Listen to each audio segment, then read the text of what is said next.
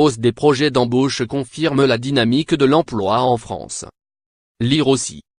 Le taux de chômage français descend sous la barre des 9%.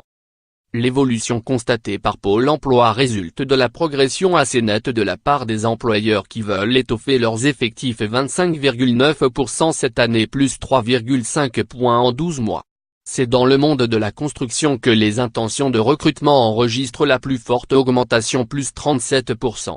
Vient ensuite l'industrie plus 27,4%, qui est tirée par de locomotives, les fabricants de matériel de transport et la métallurgie, détaille Stéphane Ducaté, directeur des statistiques de Pôle emploi. Principal motif mis en avant par les patrons, quel que soit le secteur, faire face à un surcroît d'activité ponctuelle. Pour autant, les projets d'embauche en contrat à durée indéterminée, CDI, ou en contrat à durée déterminée, CDD, d'au moins 6 mois s'accroissent de façon significative. Ils représentent près de 64% du total, en hausse de 6,4 points par rapport à 2017.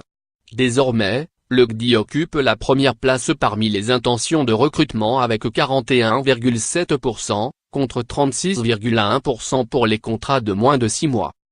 Les métiers les plus demandés en 2018 se situent dans l'agriculture, arboriculteurs salariés, cueilleurs, viticulteurs, avec près de 129 000 projets d'embauche. Les agents d'entretien de locaux représentent le deuxième gisement d'emploi, devant les serveurs de cafés-restaurants. Plus nombreux à rechercher de la main-d'œuvre, les patrons sont également plus nombreux à anticiper des difficultés pour pourvoir les postes qu'ils offrent. 44,4% des projets seraient concernés en 2018, relève l'étude de Pôle emploi, soit presque 7 points de plus en un an. Les professionnels de la construction paraissent particulièrement touchés par le phénomène, un peu plus de 61% d'entre eux affirmant redouter de tels problèmes. L'industrie est, elle aussi, confrontée.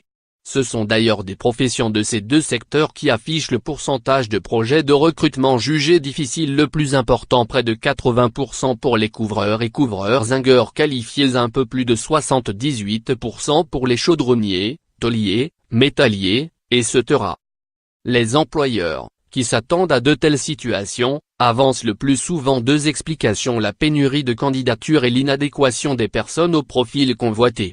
Mais ils reconnaissent aussi, dans un cas sur deux, que les conditions de travail peuvent jouer un rôle.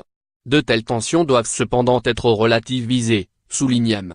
Ducaté, car la plupart du temps, les postes sont pourvus. Au final, les abandons de recrutement, sur une année, ont été estimés dans une fourchette comprise entre 200 000 et 330 000, pour environ 8 millions d'embauches en contrat de plus d'un mois. Lire aussi. Les herbiers, en Vendée, cherchent salariés désespérément.